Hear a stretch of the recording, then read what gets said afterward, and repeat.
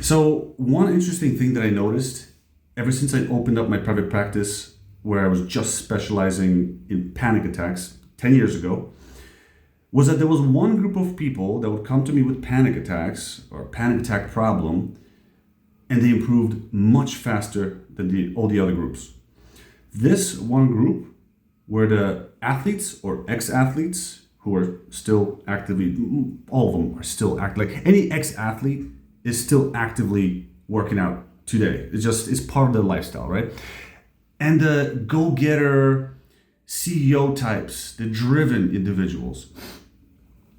The other thing I noticed about them is that they never, not once, did they come in with an agoraphobia diagnosis. They all came in with a panic disorder diagnosis. So, what gives? What's up with this?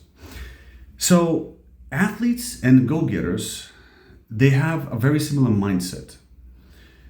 They have A, problem-solving mindset, B, a growth mindset related, and C, and I think this is the most important attribute of all of them, they're accustomed to discomfort.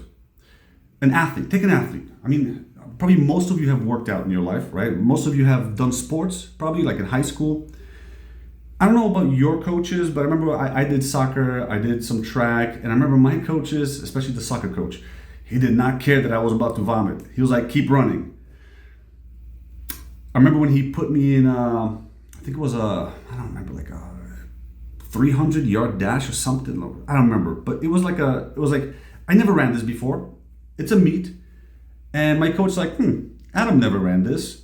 Let's toss him in there. So he throws me in there. I'm like, coach, I never ran this. Like, how do I do this? Like, how do I pace myself? He's like, just run as fast as possible. Okay. Bro, I ran as fast as possible. I sprinted. I just all out sprinted. I took over everybody. Now, apparently there is a way to run this appropriately. And it is not to go all out. It's to conserve your energy a little bit.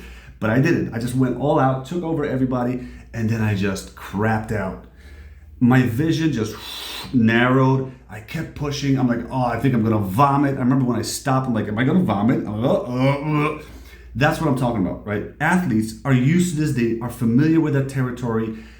This is uncomfortable for them, but they know they already have that pathway in their mind worked out where, all right, I'm gonna push through. I know what it's like to push past my limits, to push my body past its own capacity to the point where I might actually pass out in a second, right? They're familiar with that territory, and so this experience doesn't terrify them as much.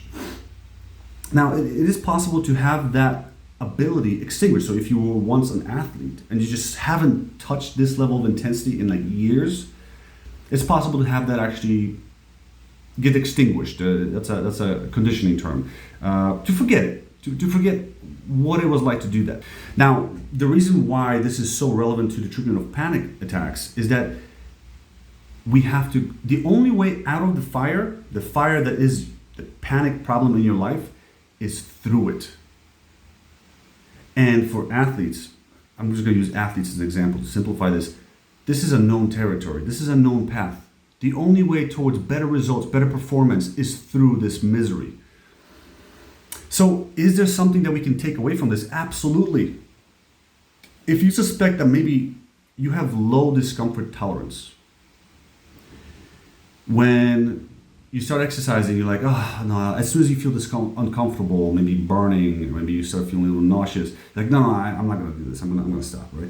If you find yourself doing that, one of the simplest things you can start doing before you even start doing exposure is to strengthen your ability to tolerate discomfort. And as you do this, you want to be mindful of how that connects to the exposure process.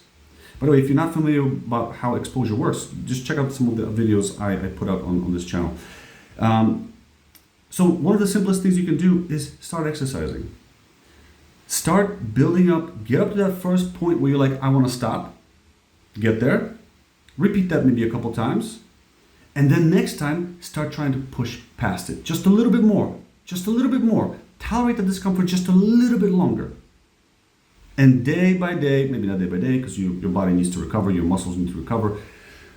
Every other day, every week, perhaps, you increase the intensity, you increase the level of discomfort, and your goal isn't so much, you're going to be using different weights to do this, you're going to be using different forms of resistances to do this, but we don't really care. For the purposes of building you up for the exposure, we just care on increasing the discomfort and having you tolerate it more and more and more and more. That attitude, that ability to tolerate the discomfort has a great carryover towards your success in treatment for panic attacks. Now, most people, regardless of this, most people, once they understand how to work with this, how to get rid of safety behaviors, how to mindfully detach from everything that's happening, how to structure your exposure protocol appropriately. Once people know how to do this stuff, most people will improve by at least 50% in 2 months. Athletes and the go-getter types, they will be done oftentimes by like a month. In a month's time, they'll be done. They're just, I got this. So I hope this was helpful. Subscribe to the channel if you found this helpful, if you like this kind of content, if you're dealing with panic attacks. All I'm going to do is post content on this stuff for the foreseeable future. That's my main specialty. I've been treating people with this problem for 10 years now. In 2015, I opened up my private practice just doing exclusively that. Before that, I had some panic cases here and there, but I was working for somebody else, so I didn't really have control over the kind of referrals I was getting. So that's it, and I'll see you in the next one.